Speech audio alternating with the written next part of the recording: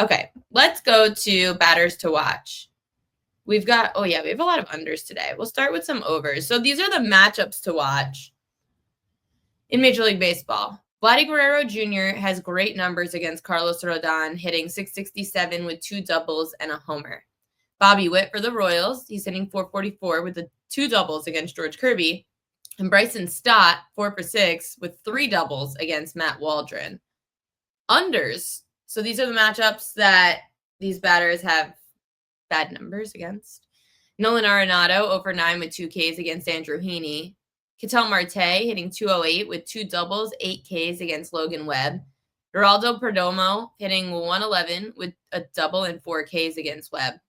Paul Goldschmidt hitting .205, 9 for 44 with 20 strikeouts against Max Scherzer. Cody Bellinger, 118, 2 for 17 with 9 Ks against Scherzer. Cal Raleigh, he's actually 0 for 10 with 3 Ks against Michael Wacha, despite him being one of the best hitters in baseball right now. Manny Machado hitting .158, 3 for 19 with 3 Ks against Zach Wheeler. And Luis Arraez hitting .167, 2 for 12 with a double and 1 K against Wheeler. Sean wants to know, Jessica, can you find out what the unders on Sunday games are for the year? That's interesting in Major League Baseball. Casbra says, wow, they're still 10-1. Got to hit 10-1. No, they're plus 850 right now. I said I want them at 10-1, the Tigers, to win the World Series. Here's the thing. Everyone has to regress a little bit. The Tigers have been hot all season to start the year. At some point, the Tigers are going to go cold. I don't mean they'll go cold the whole season. They'll just go cold in July or August at some point. It happens to every great team throughout the year. And then they'll get hot again at the right time in September. If the Tigers go cold for a month, 2-3 weeks, hopefully we could get a little bit more value at closer to 10-1 because they haven't had a cold streak yet. And every team in baseball goes through a cold streak. So I need the Tigers to go on a cold streak. Jessica said, I could give Sunday raw stats, but I don't have that relative to bet splits like unders. I could ask Ralph Michaels and get that tomorrow. Maybe he could give it to us from over at Wager Talk. Ralph's great at that kind of stuff, like knowing the Sunday trends and whatnot. We do have some, we are not making it a full hour today. I'm going to run through, I guess I'll just go through who's hot and who's not. I can't upload enough of these. So who's hot? Let's start with that. These are the players that are hot, and I'm putting it in the PropQueen.com newsletter this afternoon. So if you don't subscribe to the PropQueen.com newsletter, definitely check it out. All this information is right there for you. So you don't even need to rewatch the show. You could just have it all right in front of you. Xander Bogaerts is hot. He's had 3 extra base hits yesterday, hitting .438 over his last 9 games. He did leave yesterday's game in the 9th with a cramp in his left quad, so hopefully that's okay. Mason Wynn hitting .325 with 7 ribbies and 8 runs in his last 10 games. Tommy Pham, he's driven in a run in his career best 6 straight games. He's hitting .476, 4 extra base hits, and 11 ribbies in that span for the vet.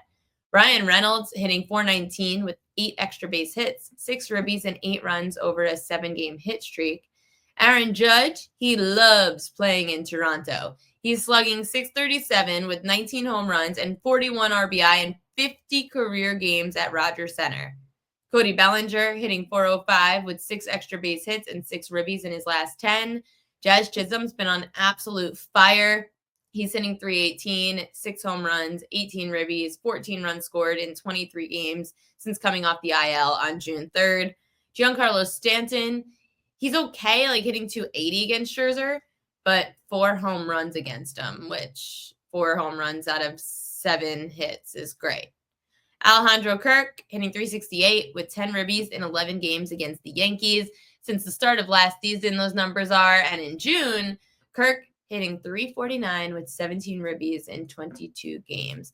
Yes, I am going to reach out to Pam from Wimbledon and see if she is around this week. Before I continue with more batters to watch, that's one other thing I wanted to say, actually, that Wimbledon, it's awesome because it's like the Australian Open. When I'm up early in the morning, I can watch sports. I love waking up in the morning and getting to turn Wimbledon on right away. The matches start at 5 a.m. Eastern. We had some big names on this morning, a big upset with Medvedev going down. So love the tennis on in the morning. Weather in Philly tonight, also fireworks night. I hate fireworks, by the way. I hate fireworks as much as I hate peanut butter. Ugh. Bo Bichette out for the game tonight. Okay, Bo Bichette's out according to Shawn Michael.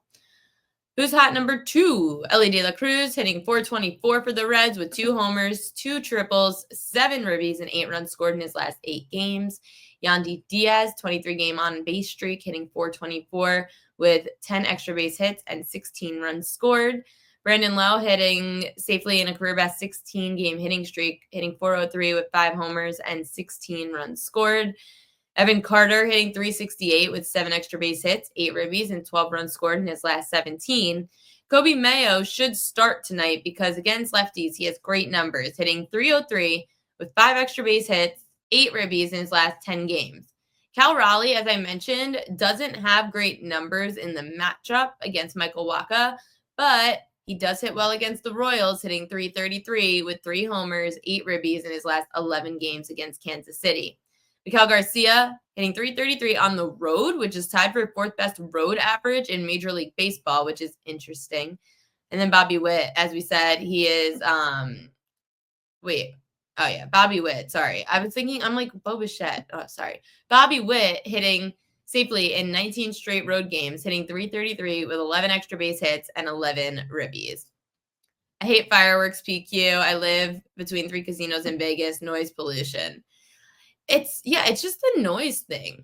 Wait, not to be off topic, but is there a storyline behind not liking fireworks and peanut butter? I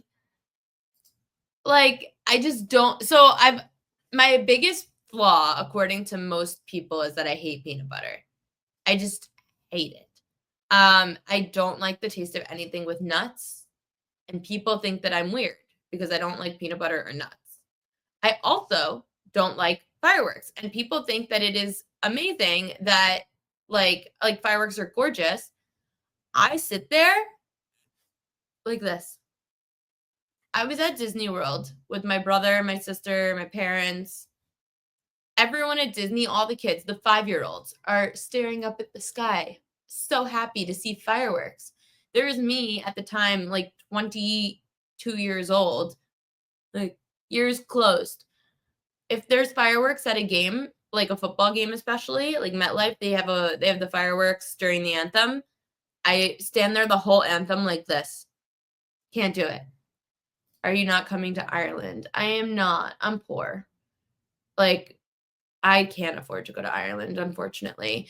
Starting my own business has been a grind, and we still aren't making money for this show yet, but we will soon. Picket's paying us a little bit, but Picket pays us more if you guys download the Picket app using promo code PropQueen, and then I make a little bit more money. But I really don't make anything for doing this yet. I've essentially been unemployed for months, so I can't afford to go to Ireland, unfortunately. Kelly in Vegas is coming to New York, though, because she misses, sync your sports books. You have to use promo code PropQueen, download Picket, sync your sports book, and then I got a little bit back. So I appreciate you guys if you do that. It's free. It's literally free, and you can just track our bets. I hate Taco Bell too. I don't even know what Taco Bell tastes like, to be honest. So I can't hate it. I just don't like it. Why doesn't Kelly put you on the payroll? I do get paid by Wager Talk, but like once a week, a little bit. It's not that much. But I've made money here and there from VSiN and Wager Talk. I'm just grabbing whatever I can, working whatever gigs I can, because ultimately the goal is to get the Prop Queen up and running as a successful show, successful business. It is the business model these days. When you see all these influencer kids who are 21 years old coming out of college, you know what's crazy? Forget even the 21-year-olds. There are parents who are making Instagrams for their kids and TikToks for their kids, kind of like a line of credit with a credit card. My parents got me a credit card when I was in college because they wanted me to build a line of credit from a young age, and they paid the credit card, but it was in my name kind of thing, and we worked up a line of credit.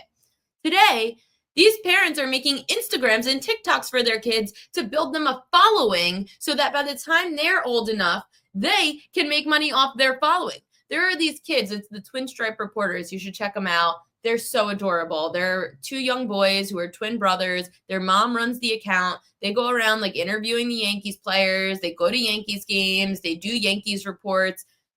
I don't even know how old they are, but they're young boys. Their mom has 11K in followers already for them. Like, good for you. That's the new way to create like a line of credit, is now building a following for your kids on social media.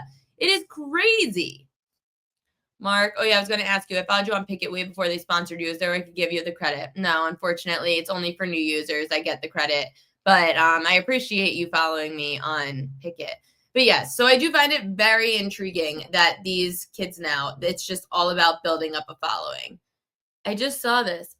Wait, I know. The Knicks will have Mike Brown a second meeting for their head coaching gig. Okay. We'll see what happens. Whatever the Knicks do, it's probably going to be a disaster. That's just the way the Knicks roll. I've got to add these leftists using kids as propaganda. It's funny. Let me get who's not hot in Major League Baseball right now. Who's not hot? Manny Machado is not hot. He's gotten hitless in 5 of his last 8 games, going 4 for 31.